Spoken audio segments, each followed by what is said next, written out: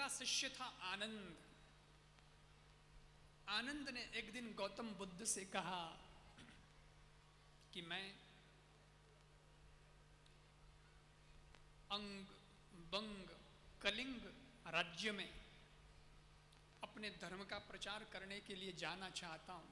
वहाँ अपने धर्म का प्रचार नहीं हुआ है, तो अभी वहाँ ज़रूरत है, और जहाँ ज़रूरत है वहाँ जाना चाहिए, तो मैं वहाँ जाना चाहता हूँ, आप आज्ञा दें।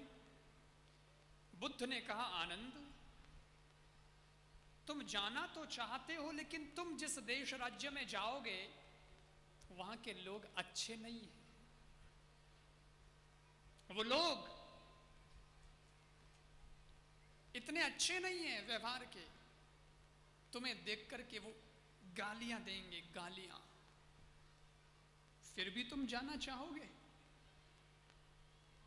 और वहां जाओगे तो क्या सोच के जियोगे? वो तो गालियां निकालते हैं ऐसे संतों को देख करके, भक्तों को देख करके, ऐसे ही लोग हैं वो। आनंद ने कहा, भंते बुद्ध, अगर वो लोग मुझे गालियां देंगे तो भी मैं वहां रहूंगा, और ये सोच कर के मैं रहूंगा कि सिर्फ गालियां ही तो दे रहे हैं, वो मुझे मार तो नहीं रहे हैं। क्या फर्क पड़ता है, रह लूंगा। बुद्ध ने कहा, लेकिन वहां के लोग ऐसे ही हैं, और उनमें से अगर तुमको मारने लग गए, तुमको पीटने लग गए, तुम ज्यादा धर्म का प्रचार करोगे और तुम्हारे साथ मारपीट भी हो सकती है। अगर वो तुम्हें मारने लगेंगे तो थप्पड़े वपड़े हो जाए, मुक्केबाजी हो जाए।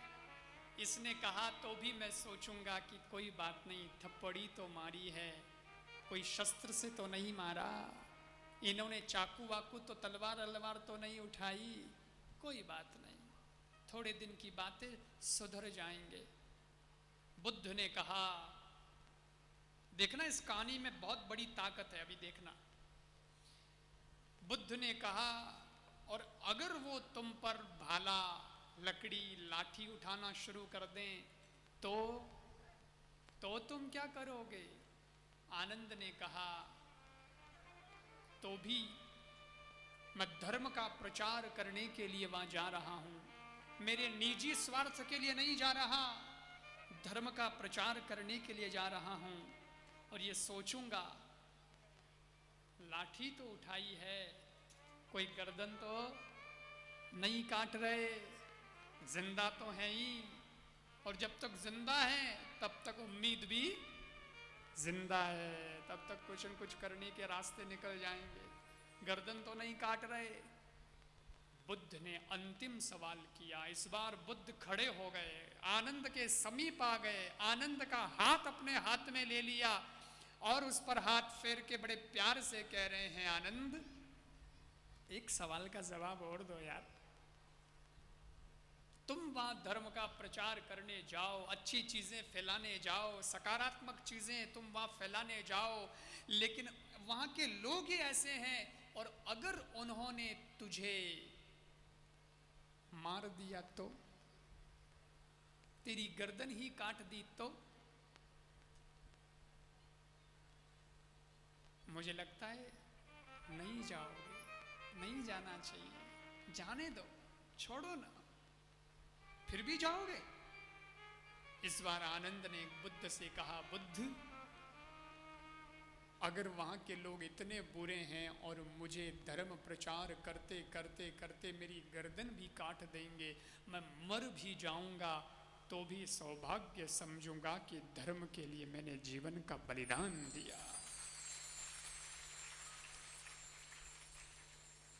परंतु जाऊंगा तो जरूर, क्योंकि वहां और कोई नहीं है, वहां कोई पहुंचा ही नहीं, अच्छी बात, धर्म का ज्ञान देने वाला कोई गया ही नहीं। किसी न किसी को शुरुआत तो करनी पड़ेगी, बस यही दिमाग में है कि जहां नहीं है वहां जाना चाहिए। चलो जलाए दिया वहां, आज भी अंधेरा है जहां, इसलिए जाऊंगा। इस बार गौतम बुद्ध आगे बढ़े और आनंद को गले से लगा लिया। आनंद, तेरे जैसी सोच का व्यक्ति अगर है तो वो विपरीत परिस्थितियों को भी अनुकूल बना सकता है। तू अगर नरक में भी जाएगा तो वहां भी स्वर्ग खड़ा हो जाएगा। आपके सकारात्मक चिंतन का इतना असर पड़ता है। इसलिए आपको कोई गाली दे और आप भी गाली का जवाब गाली से देंगे तो बात बनने वाली बिगड़ जरूर सकती है, बिगड़ेगी। वो तो शायद ठही जे आपने रात दिन देखो, कोई 2 गाली देवे आगलो, 4 देवे बजे आगलो 6 दे, वो बात बिगड़े ही जे। लेकिन अगर वहां कोई गाली को सुन ले, चुपचाप कुछ ना बोले, हंस मुस्कुरा के निकल जाए, तो बात वहीं की वहीं रह जाती है, बिगड़ती नहीं है। यही तो सामर्थ्य चाहिए, यही तो क्षमता चाहिए हमारे में। प्रतिकूल परिस्थितियां तो कहीं भी मिल सकती हैं, विपरीत परिस्थितियां तो कभी भी किसी भी समय निर्मित हो सकती हैं। आपके घर में निर्मित हो सकती हैं, आपकी दुकान में निर्मित हो सकती हैं, आपके बाजार में निर्मित हो सकती है, बाहर निर्मित हो सकती है, कहीं भी हो सकती है। हो सकता है भाई, हो सकता है पत्नी से ना बन रही हो सकता है पति से नहीं बन रही हो, कोई जरूरी तो नहीं है। शादी करने गए थे और बैंड बाजा बजा के जिसको लाए थे, उस दिन तो बहुत अच्छा लग रहा था, बैंड बाजा बजा के लाए दुल्हन को, लेकिन भरोसा नहीं है, दुल्हन का स्वभाव खराब है तो वो आपका भी बैंड बाजा बजा सकती है।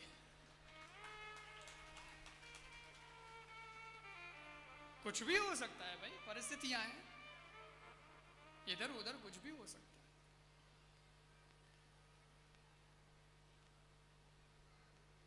दो बातें हैं, दो अक्षर, एक है स और दूसरा है न। स से शब्द बनता है स्वर्ग और न से शब्द बनता है नरक। ठीक है, सुना तो है ना, देखा किस किस ने? स्वर्ग नरक देखा है किसी ने? देखियो कोई को नहीं बाबू जी, हुणियो। अच्छा, स्वर्ग कौन कौन चाहते हैं कि मुझे स्वर्ग मिले? खाली हाथ खड़ा करना बस, जो चाहते हैं।